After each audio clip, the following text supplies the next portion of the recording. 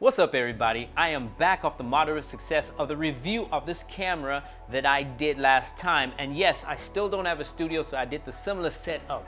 My name is Galston Anthony of A-Track Pictures, the best to ever do it. And I'm back with 3 things I like and 3 things I don't like about this baby over here. So let's get straight into it.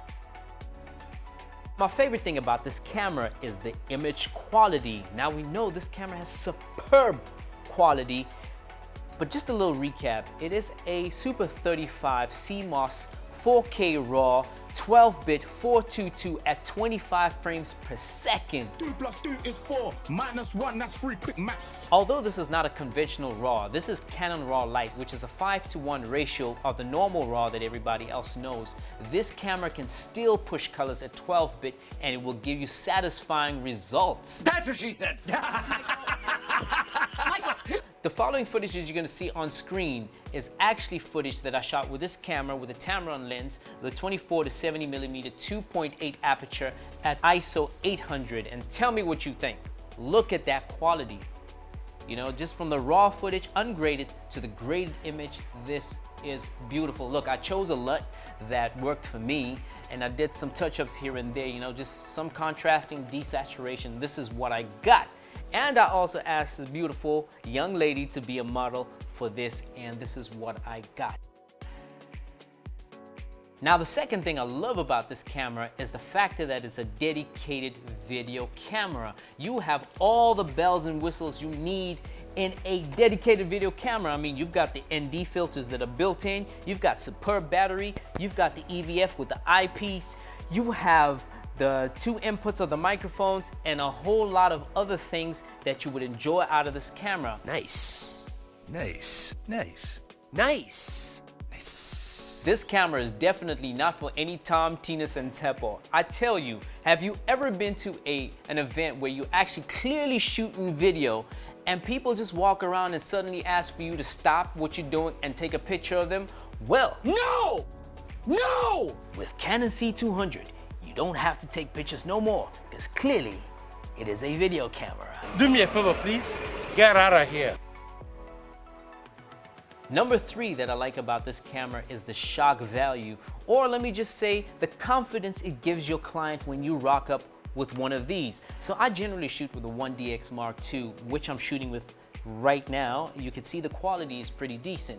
But the 1DX Mark II, although a decent camera, does not quite give a client as much confidence as you would if you roll up in this. So when you have this, your client feels more confident and probably believes that you know what you're doing. So yep, definitely, it's got that shock value. People stop dead in their tracks and ask you questions about it.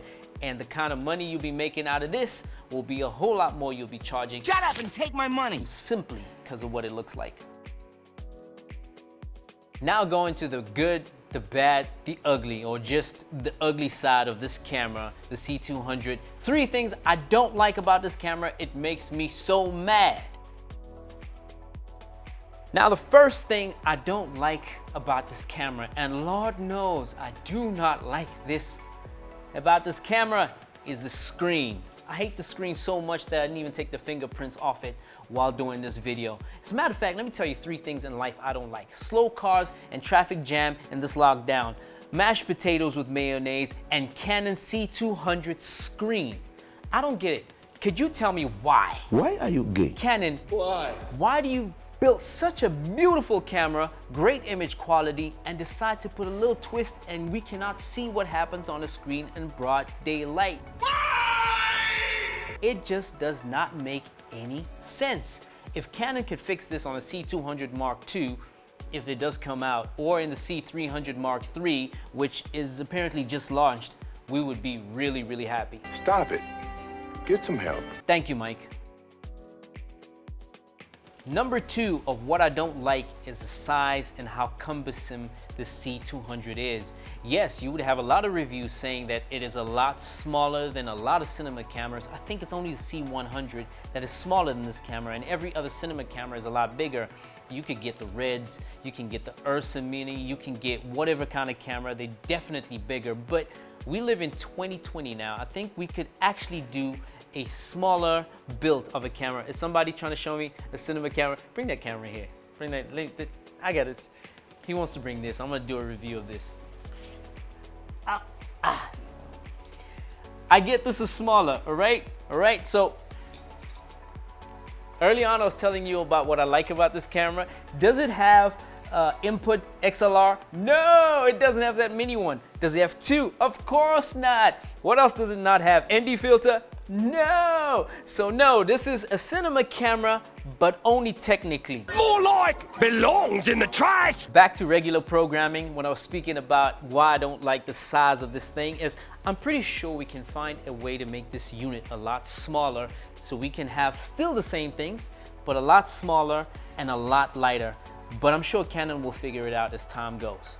Not to mention, if you put this thing on a gimbal, I mean, this thing just, I don't even know how to hold this. You put this thing on a gimbal, it's hard. It's really, really hard to handle this thing. So I think in future, we need smaller cinema cameras and things will be a lot better. Wow, what do you say after that one? Brutal, savage, wrecked.